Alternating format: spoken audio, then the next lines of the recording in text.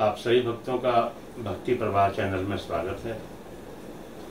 आइए वैशाख महात्म्य की कथा को आगे बढ़ाते हुए चतुर्थ अध्याय की कथा का श्रवण करते हैं। प्रेम से बोलिए भगवान वासुदेव श्री कृष्ण की जय। यह कथा राजा अम्बरीश को नारद जी सुनाते हुए कह रहे हैं। आज वो चौथे दिन की कथा में बताएंगे कि वैशाख स्नान के क्या नियम हैं, अर्थात किन नियमों का हमें पालन करना चाहिए। नारद जी कहते हैं कि हे राजन, वैशाख के महीने में तेल लगाना, दिन में सोना, कांसे के पात्र में भोजन करना, चारपाई पर सोना, घर में नहाना, निषिद्ध पदार्थ का सेवन करना, दोबारा भोजन करना या रात में भोजन करना, ये 8 बातें त्याग देनी चाहिए। तब वैशाख स्नान के नियम का पालन होता है। जो वैशाख में व्रत का पालन करने वाला पुरुष पद्म के पत्ते पर अर्थात कमल के पत्ते पर भोजन करता है, वह सभी पापों से मुक्त हो वैकुंठ को जाता है। जो विष्णु भक्त पुरुष वैशाख में नदी स्नान करता है, वह 3 जन्मों के पाप से निश्चय ही मुक्त हो जाता है। जो प्रातः काल सूर्योदय के समय किसी समुद्र गामिनी नदी में वैशाख स्नान करता है, वह 7 जन्म के पापों से तत्काल छूट जाता है। मतलब कहने का है कि हमें ऐसी नदी में स्नान करना चाहिए जो समुद्र में जाके मिल रही हो। जो मनुष्य 7 गंगाओं में से किसी भी एक में प्रातः काल में स्नान करता है, वह करोड़ों जन्मों में उपार्जित किए गए अपने पाप से निसंदेह मुक्त हो जाता है। ये 7 गंगाएं कौन सी हैं? गंगा, गोदावरी, यमुना, सरस्वती, कावेरी, नर्मदा और वेणी, ये 7 गंगाएं कही गई हैं। वैशाख मास आने पर जो प्रातः काल बावलियों में स्नान करता है, उसके महापातकों का नाश हो जाता है।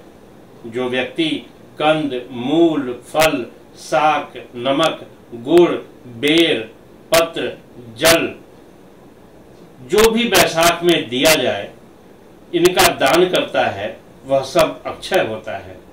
ब्रह्मा आदि देवता भी बिना दिए हुए कोई वस्तु नहीं पाते। जो व्यक्ति दान से हीन है, वह निर्धन होता है। यानी दान न देने वाला व्यक्ति अगले जन्म में अवश्य ही निर्धन होगा। अतः सुख की इच्छा रखने वाले पुरुष को वैशाख मास में अवश्य दान करना चाहिए। जब सूर्य देव मेष राशि में आ जाएं, तब भगवान विष्णु के उद्देश्य से अवश्य प्रातः काल स्नान करके भगवान विष्णु की पूजा करनी चाहिए। कोई महिरथ नामक एक राजा था, जो कामनाओं में आसक्त और अजितेंद्रिय था। वह केवल वैशाख स्नान के सुयोग से स्वतः वैकुंठ धाम को चला गया। वैशाख मास के देवता भगवान मधुसूदन हैं, अतएव यह मास सफल है। वैशाख मास में भगवान की प्रार्थना का मंत्र इस प्रकार है: मधुसूदन देवेश वैशाखे मेषगे रवौ प्रातः स्नानम करिष्यामि निर्विघ्नं कुरु माधव। अर्थात हे मधुसूदन, हे माधव, मैं मेष राशि में सूर्य के स्थित होने पर वैशाख मास में प्रातः स्नान करूंगा। आप इसे निर्विघ्नता से पूर्ण कीजिए। फिर भगवान को अर्घ देने के लिए इस मंत्र का उच्चारण करें: वैशाखे मेषगे भानौ प्रातः स्नान परायण अर्घ्यते हम प्रदास्यामि गृहाण मधुसूदना। सूर्य के मेष राशि पर स्थित रहते हुए वैशाख मास में प्रातः स्नान के नियम में संलग्न होकर मैं आपको अर्घ दे रहा हूँ। हे मधुसूदन, इसे ग्रहण करें। इस प्रकार अर्घ देकर फिर स्नान करें। फिर वस्त्रों को पहनकर संध्या, तर्पण आदि अपने नित्य कर्मों को पूरा करके वैशाख मास में विकसित होने वाले फूलों से भगवान विष्णु की पूजा करें। उसके बाद वैशाख मास के महात्म को सूचित करने वाली भगवान विष्णु की कथा सुने, अर्थात वैशाख महात्म की कथा सुने। ऐसा करने से कोटि जन्म के पापों से मुक्त होकर मनुष्य को मोक्ष की प्राप्ति होती है।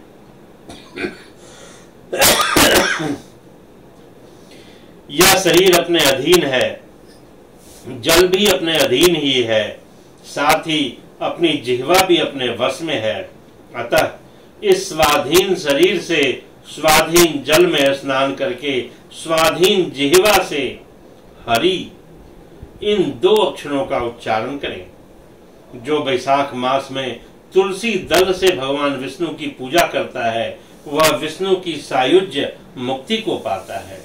अतः अनेक प्रकार के भक्ति मार्ग से तथा भांति भांति के व्रतों द्वारा भगवान विष्णु की सेवा और सगुण या निर्गुण स्वरूप का अनन्य चित्त से ध्यान करना चाहिए।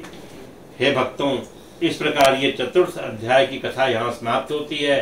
बोलिए वासुदेव भगवान श्री कृष्ण की जय। श्री कृष्ण गोविंद हरे मुरारे, हे नाथ नारायण वासुदेवा, हे नाथ नारायण वासुदेवा, हे नाथ नारायण वासुदेवा।